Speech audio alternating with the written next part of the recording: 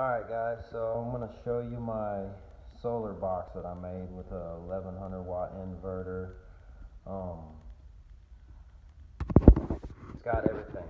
Anyways, on the front here you got your switch that turns on, tell you your power. It's 13 volts, the two batteries that I have. There's a battery here, battery here. We'll try to make this quick so it don't bore you guys.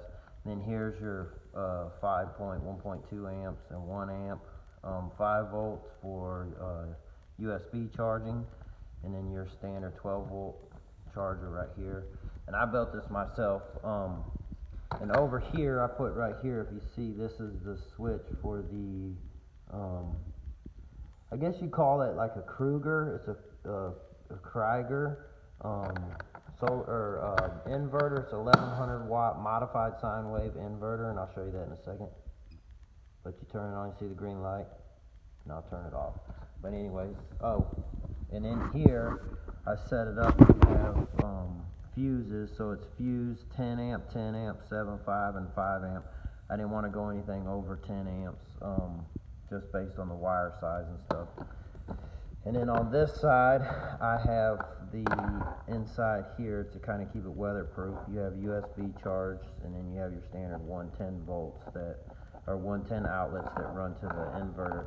And this here is an adapter I made that goes to the solar system, which is over here on this side. When you plug this in, it turns the controller on and then connects the solar panel to the controller and the controller to the battery from out here. That way it's not on all the time. And then this is just a charge controller that I mounted inside. It's a float automatic battery charge controller. I bought that offline, took the sticker off the front, mounted it on the outside of the box. And this box also doesn't only charge by solar, but back here is your 4-foot charging cable. You plug that into a 110 outlet and you can charge the box that way. But it runs this right here.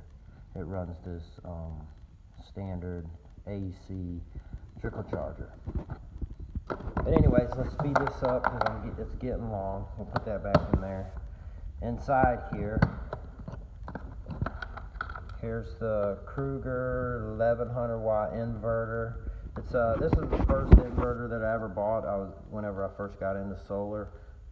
Nice inverter. I like it. It works well for what you need it for. It's not the best for sensitive electronics, but if you had to run them, it does just fine. When the power goes out at the house, I use this box right here to run my TVs and my lights and stuff like that. Just this winter I used it. And then this is where I hooked the little jumper extension cord into it and then run it. And then over here is where the power and all that stuff runs up there.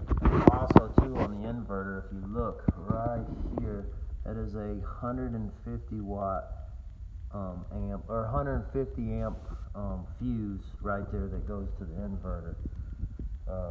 And then underneath here, I can't really show you, but if you look down in there, there's a 12 volt battery right here. That's one of them right here. And then there's a 12 volt battery right here. Now those are Harley Davidson motorcycle batteries that are sealed AGM. And down in there is the charge controller for the solar right here, if you can sort of see it.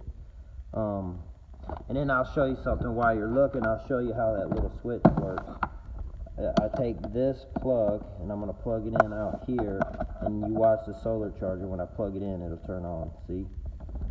Now, and that right there is I don't even know how to explain it. That right there is awesome, because then you don't have this solar charger draining your box.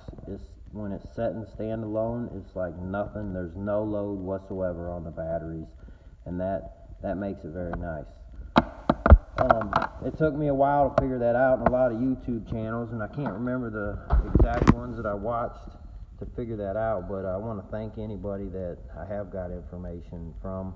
And James Briggs is a good man to look at when it comes to DIY projects.